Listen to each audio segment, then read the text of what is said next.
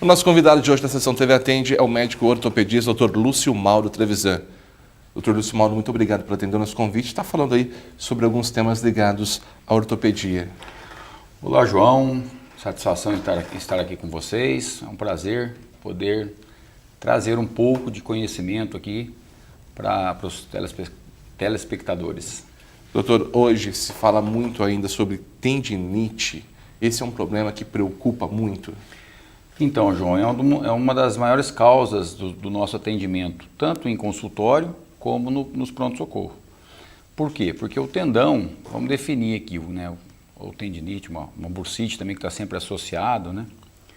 O que é o tendão? O tendão é uma estrutura que liga o osso ao músculo, sempre cruzando uma articulação. Então, quando contrai o músculo, o tendão puxa o osso e faz com que haja um movimento, né? Então, nosso movimento existe graças ao tendão. E nas articulações, como forma de proteção, existem as bursas, que são pequenas bolsinhas com líquido dentro para evitar o atrito, né? Proteger o tendão. Então, ele é uma estrutura que fica entre o tendão e o osso. Por isso que está sempre associado uma bursite a uma tendinite. Não é uma regra, mas existe muita associação entre tendinite e bursite. A bursite, ela acontece num local específico? Exatamente, são estruturas diferentes, né? A bursite, o que está sendo acometido, a parte inflamatória, está acometendo a bursa, que é uma bolsinha, como eu disse, com conteúdo líquido, né? Então inflama a bursa, aumenta de volume, causa dor, né? A pessoa fica bem incomodada com isso. E muitas vezes até restringe o movimento.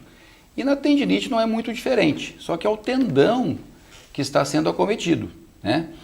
E os nossos tendões, existem diferenças de tendões do ombro, do joelho, das mãos, por exemplo, com peculiaridades, né? Então, tem tendão que tem bainha sinovial, então é uma tenossinovite. Então, as pessoas às vezes pegam um ultrassom, né, vai ler, tenossinovite do cabo longo do bíceps, tendinite ou tendinopatia do tendão do supraespinhoso. A diferença é que certos tendões têm uma bainha sinovial, né? E outros não, né? Mas isso é uma questão meio técnica, né? Assim vamos dizer. Hoje, no caso, tratamento para isso, cirurgia, remédio, como que funciona? Então, geralmente essas lesões são acometidas em pessoas que têm um movimento repetitivo, uma sobrecarga, né? E essa lesão, né, esse processo inflamatório, ele pode se tornar crônico, causando alterações nas estruturas do tendão, né? As fibras de colágeno do tendão não vão ter mais a mesma elasticidade, ele vai envelhecendo. Às vezes até precocemente por conta de muito esforço. E ele pode chegar até a romper, uma ruptura parcial ou total. E dependendo do tendão, há necessidade de uma cirurgia. Dependendo se ele tiver uma lesão parcial ou até total, em que o paciente já tenha sido submetido a tratamentos clínicos e não teve sucesso, e o tendão está prestes a romper, vamos dizer assim, ou já chegou a romper, esse tendão ele tem que ser feito um procedimento cirúrgico, né? Porque ele não vai cicatrizar sozinho. Então, a gente sempre tenta tratar as tendinites com um tratamento clínico, fazer um tratamento convencional, com medicamentos, fisioterapia, tentar fortalecer o que está em volta do tendão para não sobrecarregá-lo, melhorar a postura do paciente. E feito isso, né, não teve um bom resultado, aí a gente já pensa em procedimentos, né? Pode ser um procedimento como, por exemplo, uma infiltração, né? Que são medicamentos que você injeta próximo ao tendão para desinflamá-lo, ou na bursa até, dentro da bolsa, né? Hoje em dia a gente tem a possibilidade de fazer isso guiado por ultrassom, né? São os procedimentos guiados por ultrassom. Você pega lá o transdutor do ultrassom e vai certinho onde está o ponto da inflamação e injeta esse medicamento.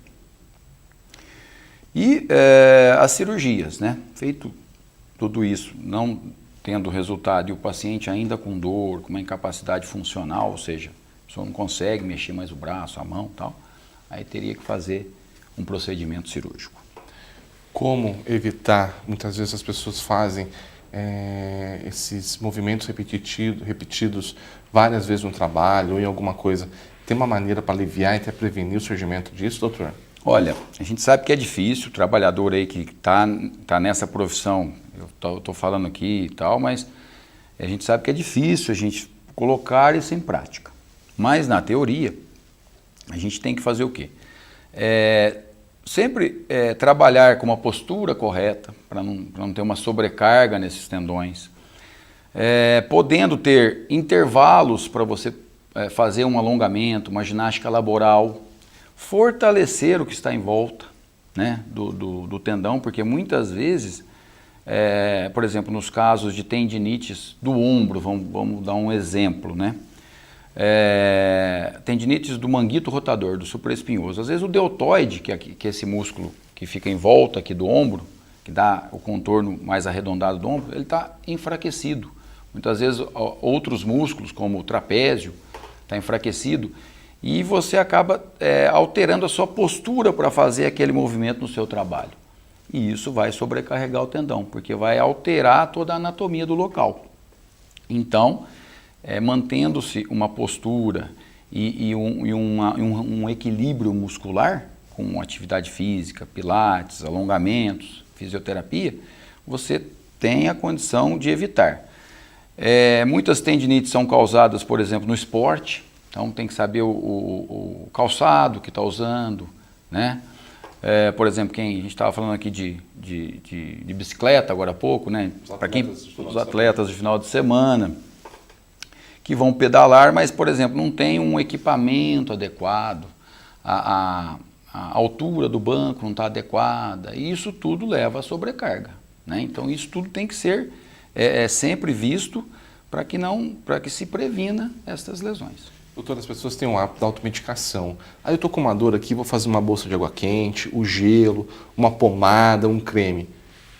Pode ser prejudicial, pode ser bom? Então, eu sei que isso é uma cultura que nós temos que já está melhorando bastante. A gente está vendo nos consultórios aí que os pacientes estão respeitando. Porém, em alguns casos, o que acontece? A pessoa acaba se automedicando. Aquilo vai mascarar um quadro que pode levar a uma ruptura do tendão, por exemplo. Vai continuar com os erros, vamos dizer assim, por conta de ter melhorado a dor, por ter tomado esse medicamento. E isso piora a situação. Então, um caso que poderia ser tratado clinicamente, pode ser que você pule uma etapa e vire uma cirurgia. Então, existe o risco, sim. Agora, se a pessoa está acostumada a tomar um medicamento, um analgésico, que não faça mal, e vez ou outra, uma dor ou outra que tome, tudo bem. Mas o ideal é saber o que está acontecendo. Sabendo o que está acontecendo, é uma tendinite, doutor? Sim. Então, o que eu tenho que fazer? Aí a gente vai passar as orientações. A partir disso, a gente, vamos dizer assim, até orienta a tomar um medicamento quando tiver uma dor mais forte, né? Então, eu acho que o interessante é você saber o que está causando aquela dor. Isso é o interessante. Tá, já, doutor. Eu queria agradecer muito a sua presença, o seu tempinho nessa agenda aí e com certeza ter uma próxima oportunidade falando aí de outros problemas ligados à ortopedia. Ô João, é uma satisfação estar aqui, eu agradeço, né, aos telespectadores, a você e a TV, e numa próxima oportunidade estarei com certeza.